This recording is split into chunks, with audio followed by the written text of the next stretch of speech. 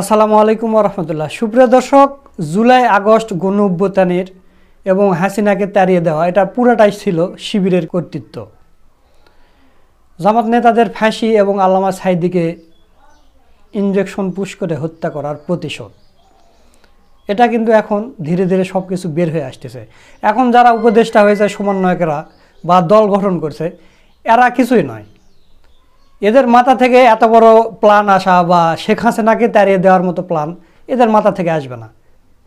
তো পুরাটাই শিবির করেছে। আজকের ভিডিওতে আপনাদের সেটা দেখিয়ে দেব। দর্শক, আপনারা জানেন যে বৈষম্য বিরোধী ছাত্র আন্দোলনের নেতাকর্মীরা এরা পুরাটাই অধিকাংশ এরা হচ্ছে বাম ধারা রাজনীতি করে। তো তারা একটা দল গঠন করছে, সেখানে শিবিরের সাবেক সভাপতিদের বাদ দিয়েছে।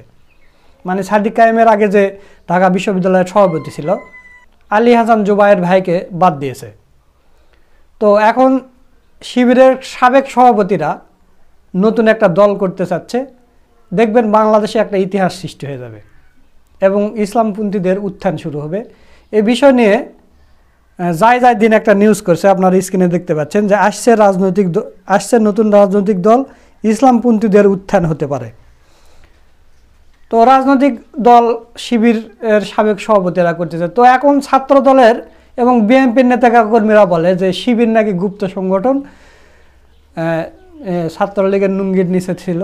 তো তাহলে শিবির যদি গুপ্ত থাকতো, তাহলে সাদিক কায়েমের আগেও শিবির সভাপতি ছিল, যেটা আমরা এখন জানতে পারতেছি। তাদের সাংগঠনিক কাজ চলেছে, হাসিনার আমলেও চলেছে।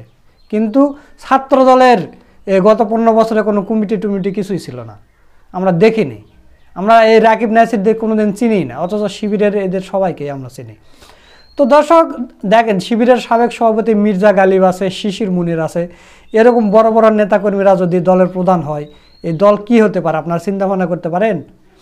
এই আসিফ নাহিদ, তারপরে মাহফুজ আলম নাকি মাস্টার মাইন্ড। মাহফুজ আলমকে ডক্টর মোহাম্মদ ইউনূস বিদেশ গিয়ে পরিচয় করে দিল, এটা হচ্ছে জুলাই আন্দোলনের মাস্টার মাইন্ড। অথচ মাহফুজের 2-3টা ফেসবুক পোস্ট করলে আপনারা দেখবেন যে গাধা, এটা গর্দব একটা।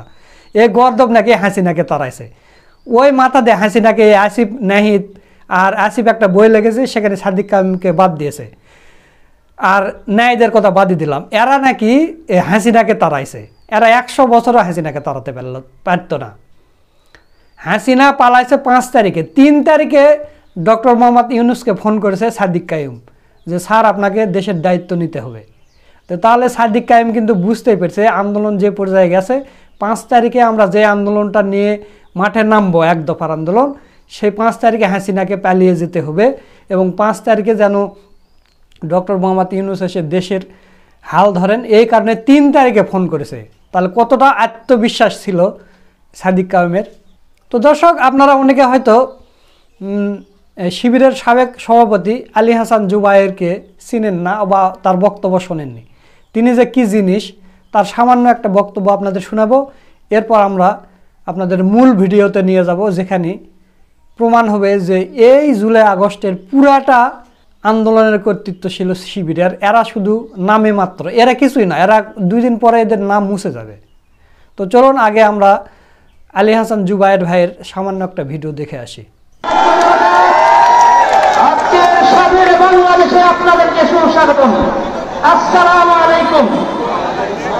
আমরা আজকে ফ্যাসিবাদকে ধ্বংস করতে চাই। এই বাংলাদেশের এই ফ্যাসিবাদের ধ্বনি উচ্চারিত হয়েছে।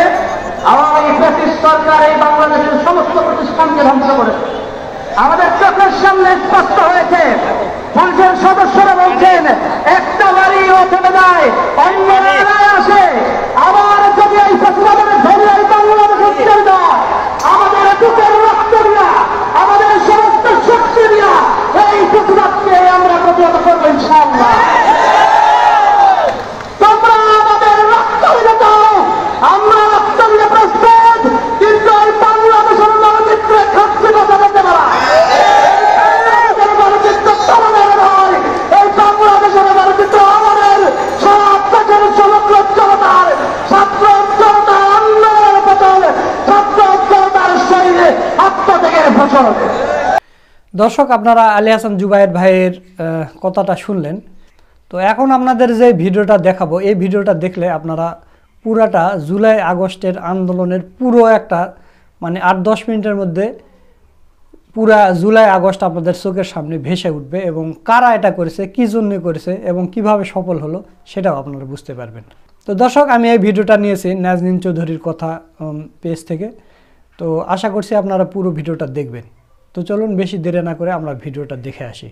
ডক্টর মোহাম্মদ ইউনূসকে অন্তর্বর্তীকালীন সরকারের প্রধান উপদেষ্টা হওয়ার ব্যাপারে প্রথম যোগাযোগ করেছিলেন শিবির নেতা আবু সাদিক কায়েম, এবং সেটা ৩রা আগস্ট। ২০২৪ সালের গণ অভ্যুত্থানে নেতৃত্বের ভূমিকায় থাকার পরেও এখনো বাংলাদেশের রাজনীতিতে ছাত্র শিবিরের পরিচয় গ্রহণযোগ্য হয়ে ওঠেনি, এবং শিবির নেতাকর্মীরা যাকে দীর্ঘদিন ধরে বাংলাদেশে চলমান ট্যাগিং এর রাজনীতি বলছেন, তা যে এখনো বন্ধ হয়নি, ২০২৪-এও এর যে অবসান ঘটেনি তা ক্রমেই স্পষ্ট হয়ে উঠছে। সেই এরশাদ সরকারের পতনের পর, মানে ৯০-এর গণ অভ্যুত্থানের পর থেকেই রাজনৈতিক ঐকমত্যের ভিত্তিতে বিশ্ববিদ্যালয়গুলোতে ছাত্র শিবিরের রাজনীতি একরকম নিষিদ্ধ হয়ে যায়। আর গত ১৫ বছরে ১৫.৫ বছরের বেশি সময় চলমান শেখ হাসিনার শাসনামলে শিবিরের রাজনীতি ছাত্র শিবির কোনো বিশ্ববিদ্যালয়ে প্রকাশ্যে দাঁড়াতেই পারেনি। এই অবস্থায় জুলাই আগস্টের আন্দোলনে সারা দেশে লোকবল দিয়ে এবং তাদের রাজনৈতিক প্রশিক্ষণ ও শৃঙ্খলার মধ্য দিয়ে যে সমন্বিত আন্দোলনের নেতৃত্ব তারা দিয়েছে, তা শেষে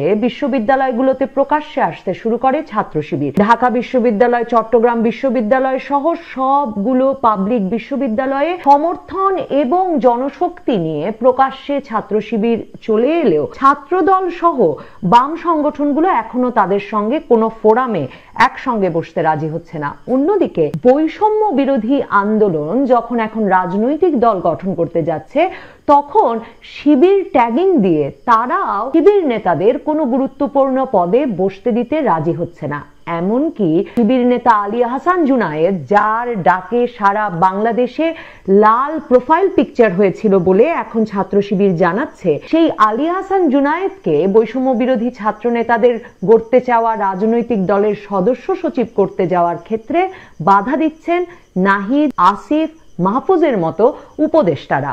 ডক্টর ইউনূস আন্দোলনের মাস্টার মাইন্ড হিসেবে বর্তমান উপদেষ্টা মাহফুজ আলমকে পরিচয় করিয়ে দেওয়ার পর তিনি ফেসবুক স্ট্যাটাস দিয়ে যদিও দাবি করেছিলেন যে জুলাই আগস্ট আন্দোলনের সব খসড়া তার নিজের হাতে লেখা, এখন শিবির নেতারা ফেসবুক পোস্ট দিয়ে যেসব ইতিহাস এবং ঘটনাক্রম বর্ণনা করছেন, তাতে স্পষ্ট হয়ে উঠছে যে ৫ই আগস্ট রাতে যে ভিডিও বার্তা দিয়ে নাহিদ ইসলাম ডক্টর ইউনূসকে অন্তর্বর্তীকালীন সরকারের প্রধান উপদেষ্টা করে সরকার গঠনের ডাক দিয়েছিলেন, কিংবা ৬ই আগস্ট সকালে যেখানে তিনি সংসদ ভেঙে দিতে আলটিমেটাম দিয়েছিলেন রাষ্ট্রপতিকে, এই খসড়াগুলো তৈরি করেছিলেন শিবির নেতা আলী আহসান জুনায়েদ। এবং শিবির নেতারা লিখছেন, এমনকি ফোনে সেই ভিডিও বার্তা ধারণও করেছিলেন আরেক শিবির নেতা রাফে সালমান রিফা। শিবির নেতাদের ভাষ্যে, ছাত্র শিবিরের ভাষ্যে, ওই ভিডিও দুটিকে তারা জুলাই গণ অভ্যুত্থানের পরে সরকার গঠন ও রাষ্ট্র ব্যবস্থার রূপরেখা তৈরির এবং ছাত্রদের প্রস্তাবের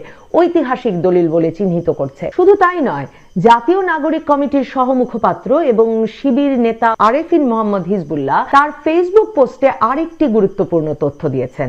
সেটি হচ্ছে, ডক্টর মোহাম্মদ ইউনূসকে অন্তর্বর্তীকালীন সরকারের প্রধান উপদেষ্টা হওয়ার ব্যাপারে প্রথম যোগাযোগ করেছিলেন শিবির নেতা আবু সাদিক কায়েম, এবং সেটা ৩রা আগস্ট। তার মানে ডক্টর ইউনূস যে দেশি বিদেশি মিডিয়াকে বলে আসছিলেন ৫ই আগস্ট সরকার পতনের পর, শেখ হাসিনা ভারতে চলে যাওয়ার পর হাসপাতালে শুয়ে থাকা অবস্থায় হঠাৎ ছাত্রদের ফোন গিয়েছিল তার কাছে প্রধান উপদেষ্টা হওয়ার প্রস্তাব নিয়ে, যাদের কাউকে তিনি চিনতেন না এবং জানতেন না তাদের সম্পর্কে, এই গল্পটির পেছনেও ছাত্র শিবিরের আন্দোলনকে এবং পরবর্তীতে সরকার গঠনের যে রূপরেখা দেওয়া এবং অন্তর্বর্তীকালীন সরকার গঠনে তাদের যে অবদান এবং প্রধান হিসেবে ডক্টর ইউনূসকে পছন্দের পেছনে শিবিরের যে কাজ, তাকে কৃতিত্ব না দেওয়ার একটা ঝোঁক ডক্টর ইউনূসেরও ছিল। শিবিরের নেতাকর্মীরা আসলে বহু বছর ধরে, বলতে গেলে বহু দশক ধরে অভ্যস্ত পেছন থেকে বা আড়াল থেকে কাজ করায়। যেই আবু সাদিক কায়েম ডক্টর মোহাম্মদ ইউনূসকে প্রধান উপদেষ্টা হবার প্রস্তাব নিয়ে ৩রা আগস্ট তার সঙ্গে যোগাযোগ করেছিলেন বলে শিবির নেতারা এখন জানাচ্ছেন, এই আবু সাদিক কায়েম ঢাকা বিশ্ববিদ্যালয়ে ছাত্র শিবির আগস্টে হাসিনা সরকার পতনের পর বেরিয়ে আসার পর সেপ্টেম্বরে এসে প্রকাশ্যে নিজের পরিচয় দেন ছাত্র শিবির সভাপতি হিসেবে।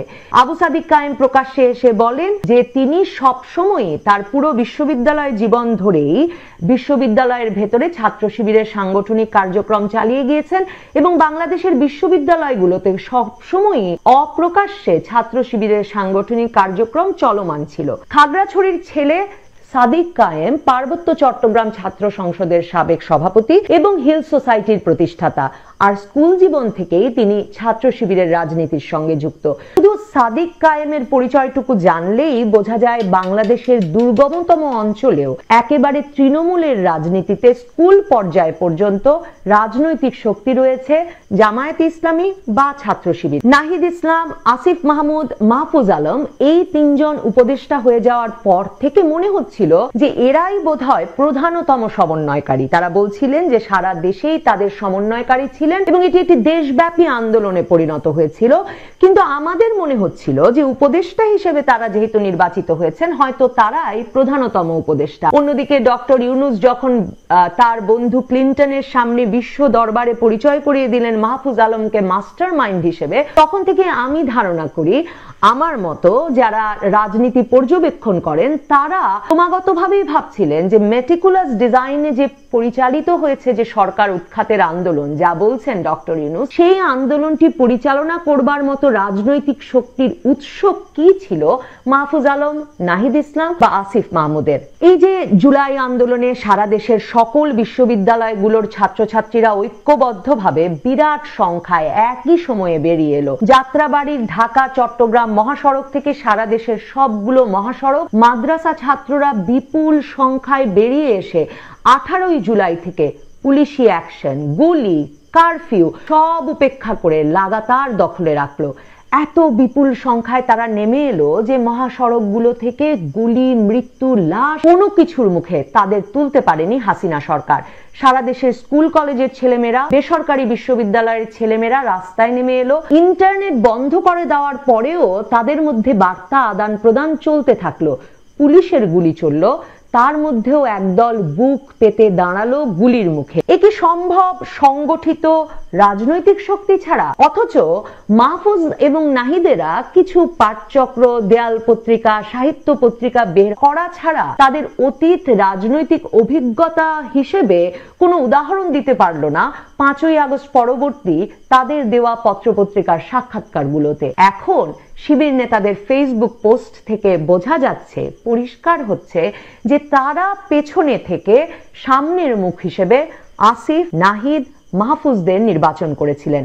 এমনকি 5ই আগস্ট রাতে, যাকে তারা 36শে জুলাই হিসেবে অভিহিত করেন, সে রাতেও নাহিদ, আসিফ, মাহফুজ ছিলেন শিবির নেতাদের সঙ্গে এক বাড়িতেই। আসলে কোটা মুক্তি তো নয়, জুলাই আগস্টের এই আন্দোলন জামায়াত শিবিরের রাজনীতির দশকের পর দশক ধরে নেওয়া সাংগঠনিক প্রস্তুতির একটা চূড়ান্ত পরিণতি বলা যেতে পারে। যেই হাসিনা সরকার তাদের শীর্ষ নেতাদের যুদ্ধাপরাধের বিচার করেছে, 1971 সালের গণহত্যার জন্য তাদের দায়ী করেছে, মুক্তিযুদ্ধ নিয়ে বারবার বিব্রত করেছে, ট্যাগিং দিয়ে রাজাকার বলে একঘরে করে রেখেছে, আসলে জুলাই আগস্টের আন্দোলন শুরু থেকেই ছাত্র শিবিরের জন্য, জামায়াতে ইসলামীর জন্য ছিল আওয়ামী লীগের রাজনীতির পতন ঘটানোর এবং পাল্টা গণহত্যা, বিপ্লব এবং যুদ্ধাপরাধের ন্যারেটিভ তৈরির আন্দোলন।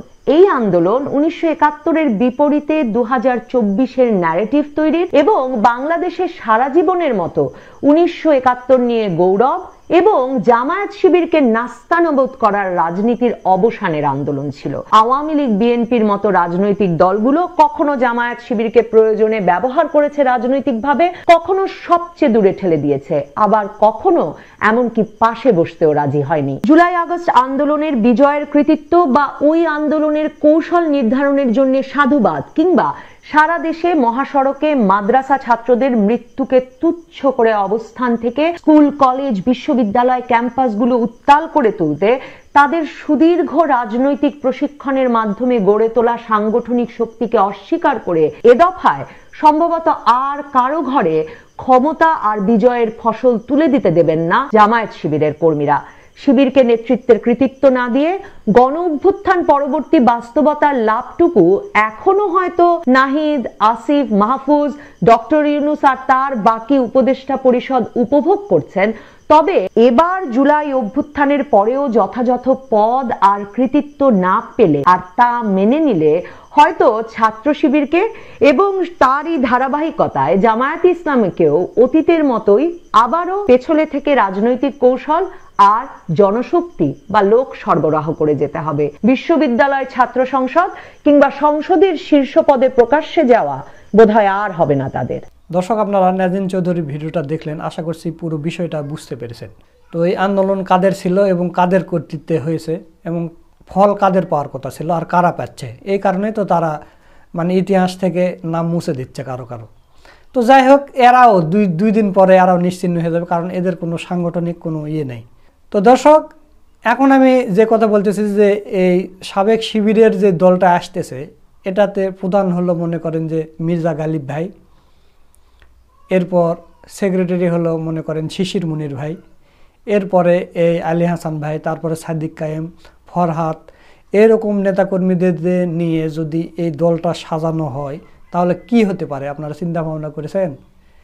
এই যেগুলো দল আছে, গণ অধিকার পরিষদ বা এসে হ্যানত্যান যেগুলো দল আছে জামাতে ইসলামের নিচে, এবি পার্টি, তারপরে আরও যেগুলো দল আছে, এগুলো দলের চাইতে শক্তিশালী দল হবে দেখবেন শিবিরের এই সাবেকদের নিয়ে যে দলটা হতে যাচ্ছে। তো ইনশাল্লাহ বাংলাদেশের নতুন কিছু আসতেছে, আর শিবির যেটাতে থাকবে সেটা তো ভালো হবে, সেটা বোঝাই যাচ্ছে। তো একথা বলে আজকের ভিডিও এখানে শেষ করছি। আপনাদের মতামত কি? আপনাদের মূল্যবান মতামত দিয়ে যাবেন যে সাবেক শিবির সভাপতিদের নিয়ে যে দলটা হতে যাচ্ছে বিষয়টা কেমন লাগতেছে আপনার কাছে, সেটা অবশ্যই কমেন্ট করে জানিয়ে দিবেন এবং আমাদের এই ভিডিওটা বেশি বেশি করে শেয়ার করবেন। সকলকে ধন্যবাদ। আসসালামু আলাইকুম ওয়া রাহমাতুল্লাহ।